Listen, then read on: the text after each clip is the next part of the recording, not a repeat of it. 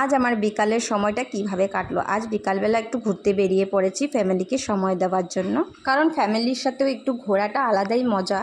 কিন্তু আমার হয়ে ওঠে না, কারণ ওর স্কুল সবসময় খোলাই থাকে। আজ বন্ধ ছিল, তাই ভাবলাম একটু ঘুরে আসি।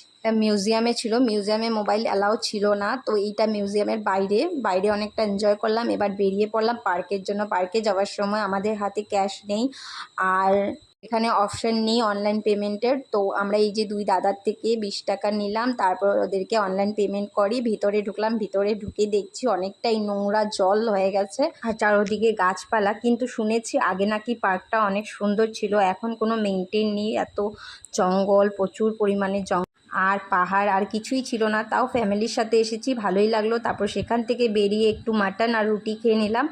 আর আপনারা সবাই ভালো থাকুন, সুস্থ থাকুন, সাবধানে থাকুন। আর ভিডিওটা ভালো লাগলে একটা লাইক, শেয়ার, সাবস্ক্রাইব করে দেবেন। পরে আরেকটা ব্লগে দেখা হচ্ছে।